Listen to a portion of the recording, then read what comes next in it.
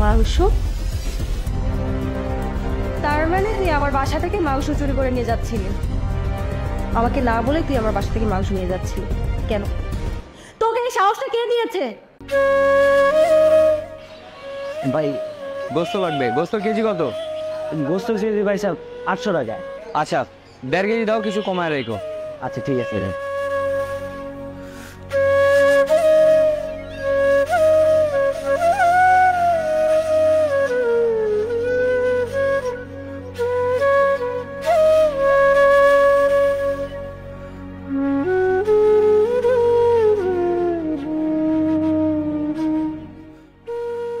নেন ভাইয়া।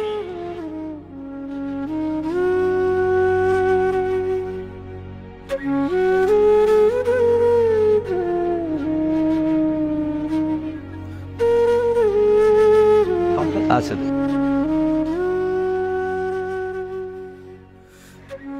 ম্যাডাম, আমার সব কাজ শেষ হয়ে গেছে, এখন আমি যাই। এটা তোর হাতে ওটা দি। কই ম্যাডাম, কিছু না তো। একদম মিথ্যা কথা বলবে না। আমি স্পষ্ট দেখলাম তুই কিছু একটা লুকাচ্ছিস। কি লুকাচ্ছিস আমার কাছে? কই ম্যাডাম, কিছু নাই তো। আমি স্পষ্ট দেখলাম তোর হাতে কিছু একটা আছে। কি লুকাচ্ছিস তুই আমার কাছে? না ম্যাডাম, আমার হাতে তো কিছু নাই। তুই আমার চোখের দিকে তাকিয়ে মিথ্যা কথা বলছিস? তুই কি আমাকে দেখাবি তোর হাতে কি আছে? তাকে আমি নিজে গিয়ে দেখবো। আর আমি যদি নিজে গিয়ে দেখে কোনো কিছু পাই না, তখন কিন্তু তোর কপালে কষ্ট আছে। তাই ভালোই ভালোই হাতে কি আছে সেটা দেখা। দেখা। মাংস? তার মানে তুই আমার বাসা থেকে মাংস চুরি করে নিয়ে যাচ্ছিলি? আমাকে না বলে তুই আমার বাসা থেকে মাংস নিয়ে যাচ্ছিলি কেন?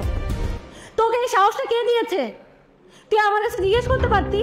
তুই আমার কাছে জিজ্ঞেস না করে আমার বাসা থেকে মাংস নিয়ে যাচ্ছিস। কি ব্যাপার, কি হয়েছে? দেখ দেখো ও কি বলেছে, আমাদের বাসা থেকে মাংস চুরি করে নিয়ে যাচ্ছে। ফুলি ও কি সত্যি বলছে? কি হলো? তোমার সাহেব কি বলছে কথা হারিয়ে যাচ্ছে না? তোমার সাহেব তোকে কিভাবে জিজ্ঞেস করেছে?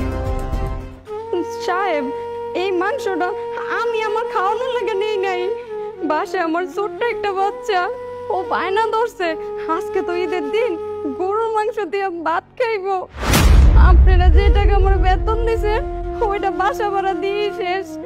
আমার কাছে টাকা ছিল না যে আমি মাংস কিনবো, তাই একটু মাংস চুরি করছি। প্লিজ তুই আর কিছু বলিস না। আমার এখন নিজেই লজ্জা লাগছে। আমার তোদের সম্পর্কে তোদেরকে নিয়ে আগেই ভাবা উচিত ছিল, কিন্তু আমি ভাবিনি। তোরা তো আমাদের ফ্যামিলির একজন, কারণ সারাটা মাস তুই আরো পয়সায় কাজ করিস। আর আমরা যে বেতন দিই সেই বেতন দিয়ে অন্য মাস চালাতে হয়। এখন ঈদের সময় ছিল, আমার উচিত ছিল তোকে এক্সট্রা কিছু টাকা দেওয়া, কিন্তু আর তা করে দিন। এটা করেছিস বাধ্য হয়ে করেছিস।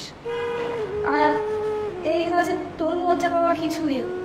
তুই যে কাজটা করেছিস তোমার কাছে জন্য আজকে আমি নিজেই লজ্জা পাচ্ছি।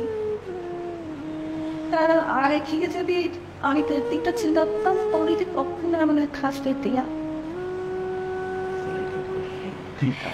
যাই, যা হয়েছে তা হয়েই গেছে।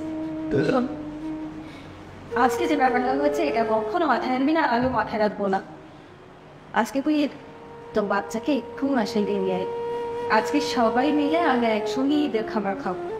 আর শুধু খাবার দাও, তোরা কিন্তু আজকে আমাদের বাসা থেকে সেবাইও খেয়ে যাবি, ঠিক আছে?